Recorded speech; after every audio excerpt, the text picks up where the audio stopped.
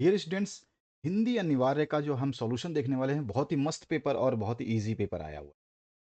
और मेरे हिसाब से तो आप लोगों ने बहुत ही बेहतरीन किया होगा इसके सॉल्यूशन को, क्योंकि बहुत ईजी पेपर आया है ये। और इजी पेपर में देखिए, पहले क्वेश्चन की बात करते हैं। आम यहाँ विशेष मावा है, इसमें रस भरा रहता है और इसका बौर बसंत का अग्रदूत है। बहुत अच्छा पैसेज था, छोटा सा पैसेज था, बहुत ही छोटा सा पैसेज दिया गया है।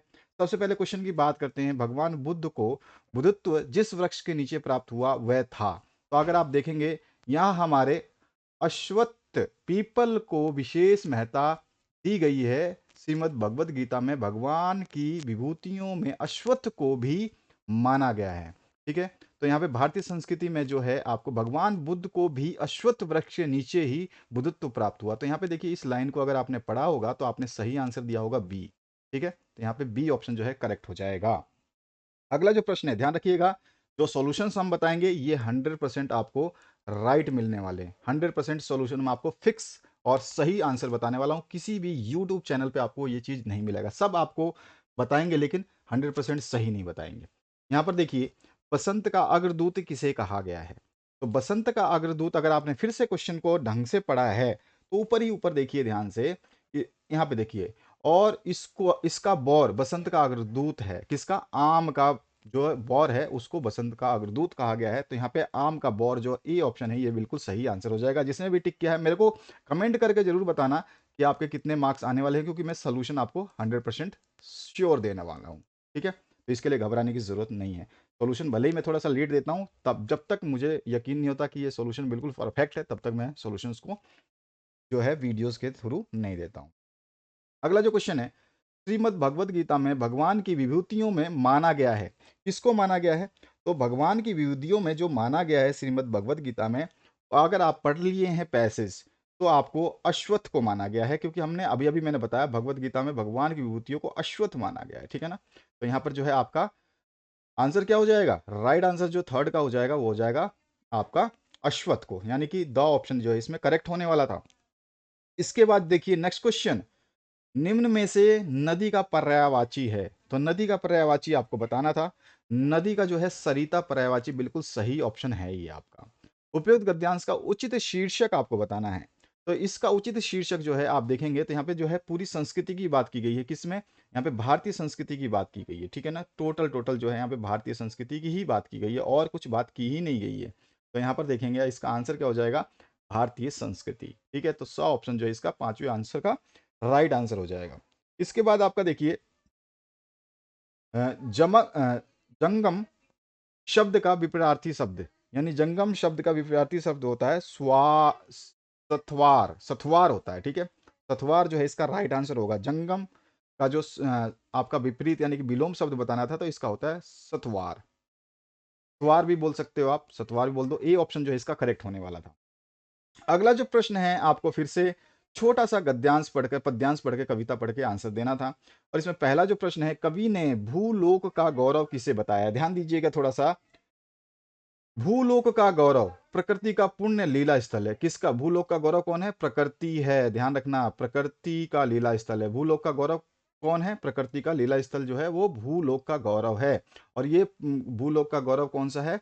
फिर ये आपके भारत, देखो यहाँ पे वृद्ध भारतवर्ष ही संसार का सिरमौर है। तो यहाँ पे भारतवर्ष बहुत लोगों ने लगाया होगा, यही गलत कर दिया है आप लोगों ने।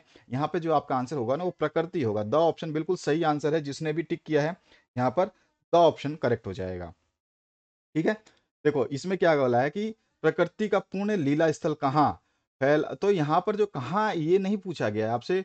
भूलोक का गौरव प्रकृति। ठीक है, भूलोक का गौरव प्रकृति है, उसका पूर्ण लीला स्थल कहाँ है। तो ठीक है, ये चीज आपको समझ में आ गया आपको। तो यहाँ पर जो है आपका प्रकृति जो है इसका सही आंसर होने वाला। निम्न में से नर सृष्टि का सर्वप्रथम विस्तार किया है। तो यहाँ पर जो आंसर आपने टिक किया होगा वो बिल्कुल सही किया होगा मेरे हिसाब से। जो क्योंकि इसमें नर सृष्टि का जो विस्तार किया है वो विधि ने किया है। आप देखेंगे तो इसमें आपको आंसर मिल रहा है कि विधि ने किया है। विधि ने किया है नर सृष्टि का पहले से ही यहाँ विस्तार। तो यहाँ पे विधि ने जो है किया है, तो विधि जो है इसका राइट आंसर होना था। बिल्कुल सही सही आंसर्स आपको टिक करने थे, कुछ भी आपको घुमा फिरा के नहीं दिया।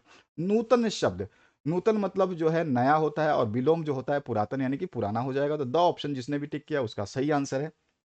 अगले क्वेश्चन की बात करें, निम्न से भारत की श्रेष्ठता परिलक्षित होती है। भारत की श्रेष्ठता कैसे परिलक्षित होती है ये आपको बताना है। तो जैसे ही हम देखेंगे कि यहाँ पर हमने पढ़ा जब ऋषि भूमि और भवभूति भंडार के कारण जो है भारत की श्रेष्ठता परिलक्षित होती है। तो बी ऑप्शन जो है इसका राइट आंसर बिल्कुल सही है। और उसके बाद में 11वां जो प्रश्न है उसकी बात करते हैं। इसमें पूछा गया उपयुक्त गद्यांश का उपयुक्त शीर्षक नीचे दिए गए विकल्पों में से निकालना है। तो इसमें भारत की श्रेष्ठता का वर्णन किया गया है। तो यहाँ पर जो है अब आ ऑप्शन करेक्ट होगा क्योंकि इसमें भारत की श्रेष्ठता का वर्णन किया गया है। इसके बाद जो नेक्स्ट क्वेश्चन है इसमें 12वां वृद्ध भारत वर्ष ही संसार का सिरमौर है, इस पंक्ति का सही आशय क्या है? तो सिरमौर का मतलब होता है कि उनका मुकुट है, ठीक है ना, यानी कि सर्वश्रेष्ठ है। तो भारत भूमि संसार के संपूर्ण देशों में सर्वश्रेष्ठ है, ये इसका बिल्कुल सही आंसर ए ऑप्शन जो है करेक्ट हो जाएगा।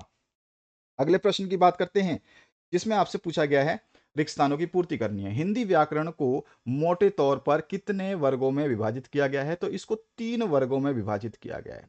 जिसने भी 3 आंसर लिखा है बिल्कुल सही आंसर है उसका। उसके बाद में भाषा को शुद्ध लिखने व बोलने संबंधी जानकारी देने वाले शास्त्र को हम व्याकरण शास्त्र बोलते हैं। ठीक है, व्याकरण शास्त्र बोलते हैं। और इसके बाद जो है लक्षित पुस्तक पढ़ रहा है, वाक्य में खाली स्थान शब्द शक्ति है। तो लक्षित पुस्तक पढ़ रहा है, यहां पर जो है अभिधा शब्द शक्ति है, अभिधा शब्द शक्ति है।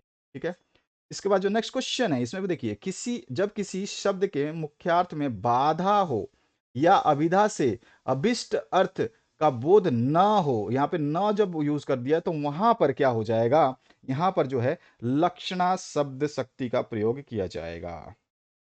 तो यहाँ पर जो हमारा क्या आंसर हो जाएगा, तो हम लिख लेते हैं इसका आंसर जो होगा, सही आंसर हमें टिक करना है और हमें सही आंसर ही बताना होगा। तो यहाँ पर जो है आपका क्या आ जाएगा, लक्षणा आ जाएगा आंसर में। यहाँ पे आप लिखेंगे लक्षणा शब्द शक्ति होती है।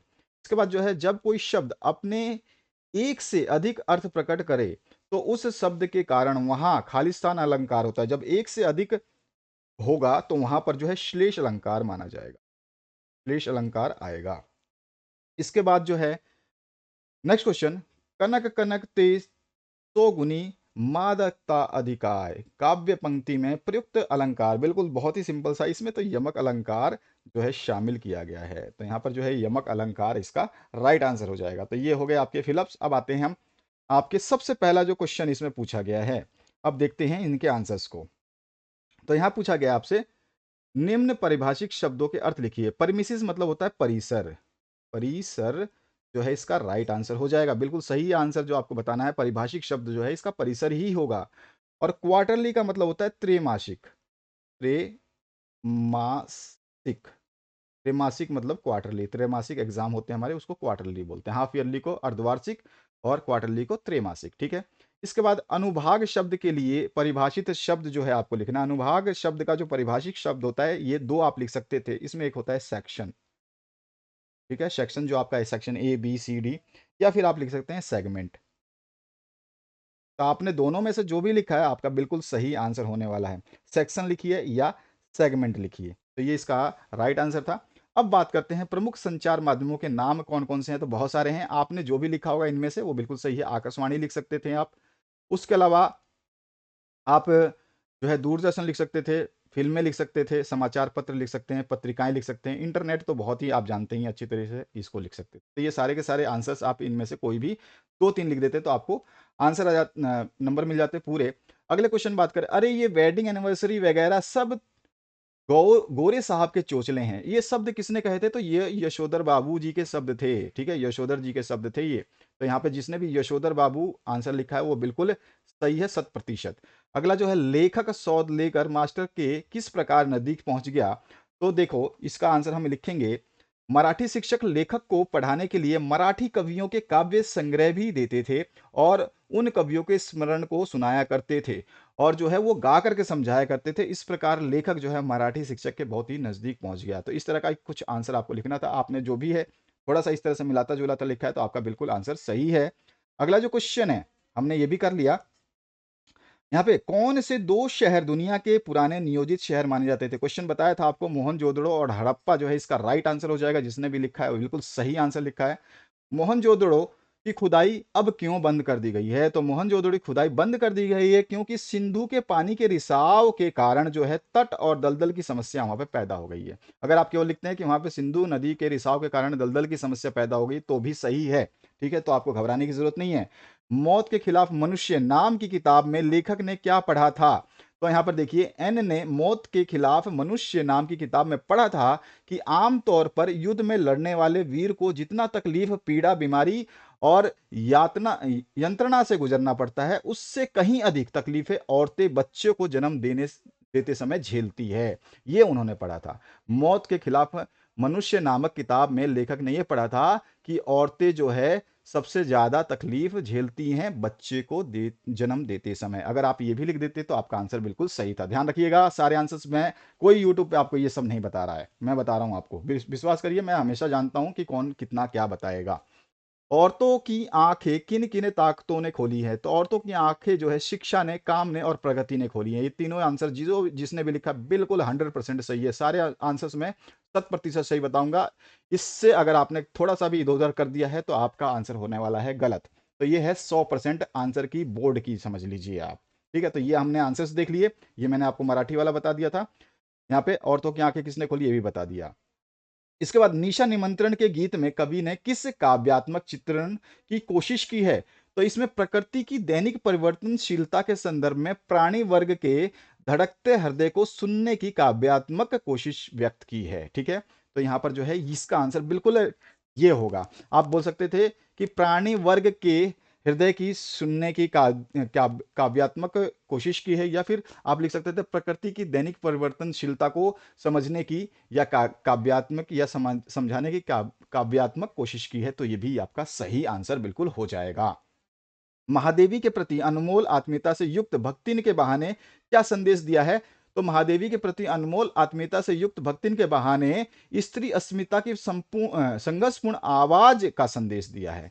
संघर्षपूर्ण आवाज का संदेश दिया है, बिल्कुल ये राइट आंसर है। आपको घबराने की जरूरत नहीं, 100% राइट आंसर मैं आपको हमेशा बताने की कोशिश करता हूं और पूरी ही कोशिश 100% सक्सेस होती है। ठीक है, तो ये चीज आपके आंसर्स हो गए। ये सारे के सारे आपके आंसर्स हैं। बेहतरीन तरीके से आपने इन आंसर्स को देखा। मेरे हिसाब से आपको अब समझ में आ गया होगा कि आपने जो है यहाँ पर अब तक जो है 30 अंक के प्रश्न किए थे और 30 अंक आपने हासिल मेरे हिसाब से कर लिए होंगे, अगर बेहतरीन तरीके से जो मैंने बताया इस तरह से आपने किया है।